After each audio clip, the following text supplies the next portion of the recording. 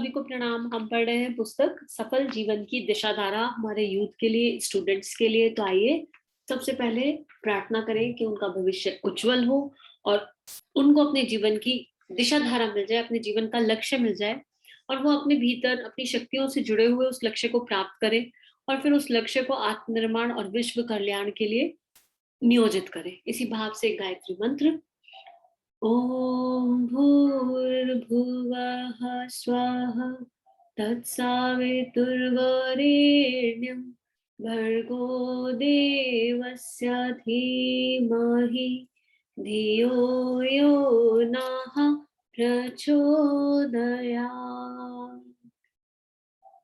स्वाध्याय के क्रम को आगे बढ़ाते हैं और अच्छी न्यूज ये है कि जब तक ये स्वाध्याय आपके पास पहुंचेगा तब तक आपके पास जन्म शताब्दी पुस्तक माला भी आना शुरू हो चुका होगा। संदीप भाई की परेशानियां लगभग कंट्रोल में है, ऑलमोस्ट ठीक ही हो गए हैं और थोड़ा बहुत जो प्रारब्ध है वो भी निकल जाएगा। पर आप सबको बहुत सारा थैंक यू बोलना है। Thank you so much for contributing, thank you so much for all the prayers. आप सबने इतनी प्रेयर्स करी, उसी का नतीजा है कि उनके चारों तरफ एक शक्ति क्रिएट हुई और वो जीवन में जो भी जीवन ने एक ब्लैक बॉल डाला था या एक चैलेंज डाला था उससे बहुत अच्छे से बाहर निकल आए। तो आई होप कि इस ऑडियो तक आपको जन्म शताब्दी पुस्तक माला भी वापस मिलना शुरू हो गया होगा। तो इसको पढ़ते हैं आगे। गुरुदेव क्या कह रहे हैं यहाँ पर? गुरुदेव कह रहे हैं अपनी क्वालिटीज बढ़ा लो, सद्गुण बढ़ाइए और सुसंस्कृत बनिए। मतलब जब हमारे भीतर देव्य गुण जाग जाएंगे, सद्गुण मतलब क्या है? श्रेष्ठ गुण, देव्य गुण। और एक उद्देश्य ये भी है मनुष्य में देवत्व का जागरण। सारी गुरु शक्ति एक ही बात कह रही है कि हम मनुष्यों में पूरा देवता छुपा हुआ है, हम उस सविता के अंश हैं, उस ब्रह्मांड, उस परमात्मा के अंश हैं। लेकिन हम अपनी स्मृति खो चुके हैं, इसलिए हम जान नहीं पा रहे कि हम कौन है। तो जब हम अपने अंदर श्रेष्ठ गुणों का विकास कर लेंगे तो हमारे अंदर का देवता जाग जाएगा, तो देवत्व का जागरण हो जाएगा। और जिसके अंदर देवत्व का जागरण हो गया वो अपने आप सुसंस्कृत बन जाएगा। तो इसको पढ़ते हैं। सद्गुणों के विकास का उचित मार्ग यह है कि उन्हीं के संबंध में विशेष रूप से विचार किया जाए। वैसा ही पढ़ें, वैसा ही सुने, वैसा ही कहें, वैसा ही सोचे जो सद्गुणों को बढ़ाने में, सद प्रवृत्तियों को बढ़ाने में, ऊंचा उठाने में सहायक हो। सद्गुणों को अपनाने से अपने उत्थान और आनंद का मार्ग कितना प्रशस्त हो सकता है, इसका चिंतन और मनन निरंतर करना चाहिए। कितनी अच्छी बात है। एक अच्छी हैबिट डालनी है, लेकिन कैसे डालें? हमें पता है कि सही क्या है, लेकिन हम उसे कर नहीं पा रहे। How to follow that, how to implement that in my life. For example, अगर मुझे एक हैबिट डालनी है कि मुझे गुस्सा नहीं करना है, तो हम क्या करते हैं? हम ना चिंतन की दिशा कहाँ चली जाती है? प्रॉब्लम पर चली जाती है। मुझे गुस्सा नहीं करना है, बार बार अपने आप को बताएंगे मुझे गुस्सा नहीं करना है, मुझे गुस्सा नहीं करना है। We repeat mode keep on telling us कि मुझे गुस्सा नहीं करना है। और चिंतन की दिशा तो गुस्से पे चली गई ना। शब्द भ्रम है और यूनिवर्स में सेंटेंस नहीं जा रहे, शब्द जा रहे हैं। हालांकि इंटेंशन भी मैटर करती है, पर क्योंकि हमारा ब्रेन इमेजेस पर काम करता है, तो जब गुस्सा शब्द यूनिवर्स में जा रहा है तो वो, और हमारे माइंड में भी अपना गुस्से वाला चेहरा बन रहा है फिर बाय डिफॉल्ट। मुझे क्या नहीं करना है, तो मैं एक सबकॉन्शियस माइंड में वो वाली एक इमेज क्रिएट हो रही है, जिसकी वजह से मुझे मन में ये भाव आया कि यार ये कितना गलत काम है, मुझे नहीं करना चाहिए। अगर इसकी जगह जगह हमारा चिंतन रिवर्स हो जाए, क्योंकि थॉट एक एनर्जी है, इसको खत्म नहीं किया जा सकता, इसको ट्रांसफॉर्म किया जा सकता है। तो अगर हम ये, हाँ, अगर हम गुस्सा नहीं करना चाहते तो क्या कहेंगे, हम क्या सोचेंगे? हमारा चिंतन कहाँ होना चाहिए? हमारा चिंतन है मैं शांत हूँ, मैं शांत हूँ, मैं शांत हूँ। I am peaceful, I am peaceful, I am happy. हमको रिपीट मोड पर अपने आप को ये बताना है आई एम हैप्पी, और विजुलाइज करना है खुद को एकदम हैप्पी, स्माइल के साथ। जैसे हम लाफ्टर करते हैं, कभी भी एक एक्सपेरिमेंट करके देख लेना आप। अब कभी भी लो हो ना, किसी भी कारण से लो हो, चाहे एनी रीजन, आप आंख बंद करना, अभी करके देख लेते हैं। आंख बंद करना, एकदम मुस्कुराना, पहले चेहरे पर मुस्कुराओ अच्छे से, स्माइल, अच्छी वाली स्माइल कहाँ है? जल्दी जल्दी स्माइल, अच्छी वाली।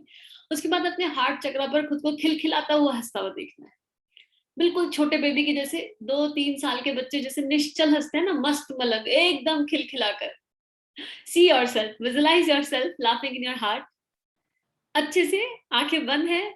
और अब अपनी इमेज और भावनाएं दोनों जुड़ गई हैं एक साथ। तो अब बोलिए I am peaceful, I am peaceful, I am happy, I am happy, I am happy, I am stronger, I am stronger, I am courageous, I am courageous, I am the most happiest person on the earth, I am contributing to myself, I am contributing to everyone. I am relax, I am relax, I am relax.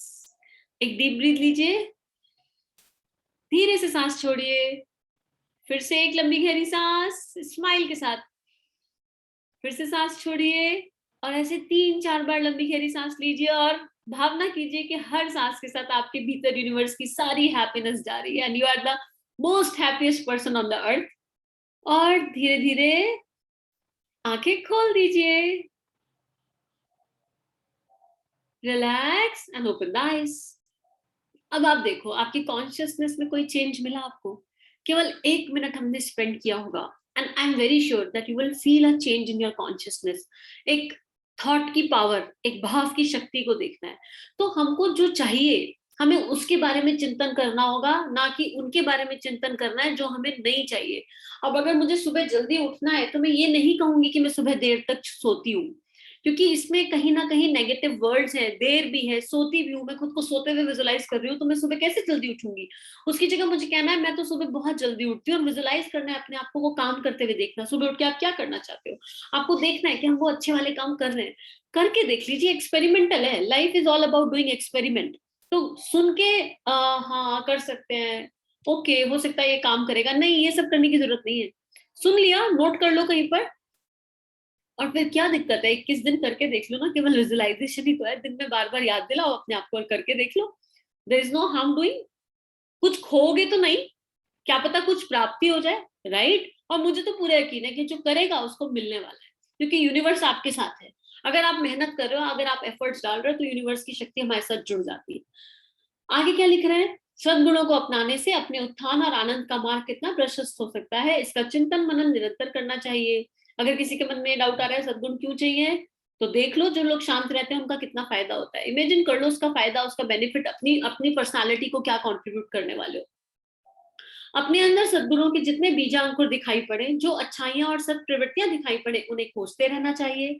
जो मिले उन पर प्रसन्न होना चाहिए और उन्हें सीखने बढ़ाने में लगा देना चाहिए। माना कि आज हमारे अंदर सद्गुण कम है, छोटे हैं, दुर्बल है, पर यही क्या कम है कि वे मौजूद हैं? यही क्या कम है कि हम उन्हें बढ़ाने की बात सोचते हैं? कितनी खूबसूरत बात यहाँ कही जा रही है कि हमें अपनी स्ट्रेंथ पर काम करना है, अपनी स्ट्रेंथ पर इस हद तक काम करना है, इस हद तक काम करना है कि हमारी जो वीकनेस है वो नलीफाई हो जाए। ऐसे समझो कि हमारा शरीर एक ग्लास है, ठीक है, और इस ग्लास में गंदा पानी भरा है, और पानी गंदा नहीं है, थोड़े बहुत गंदगी के कण है जिसकी वजह से पानी गंदा दिखाई पड़ रहा है, लेकिन इसका मतलब ये नहीं कि पूरा पानी गंदा है। अब मुझे क्या करना है, क्योंकि ग्लास में साफ पानी भी है पर वो गंदगी के कण की वजह से दिख नहीं रहा, अगर मैं ग्लास में ऊपर से साफ पानी डालती जाऊं, नॉन स्टॉप डालती जाऊं डालती जाऊं डालती जाऊं, टैप खोल दूं, तो एक ऐसा समय आएगा कि ग्लास को उल्टा करे बिना ग्लास का सारा पानी साफ हो जाएगा, भीतर की सारी गंदगी अपने आप क्लीन हो जाएगी। क्यों? क्योंकि मैंने स्ट्रेंथ पर फोकस किया, मैंने मान लिया कि मेरे अंदर साफ पानी भी है, पर ये कुछ गंदगी के कण हैं जो पूरे पानी को गंदा दिखा रहे हैं, but it is not like that. ये सच नहीं है। तो अपनी स्ट्रेंथ को आइडेंटिफाई कीजिए। सेल्फ कॉन्फिडेंस की बुक में हमने पूरा समझा है कि स्ट्रेंथ आइडेंटिफाई करने के लिए क्या क्या तरीके हैं।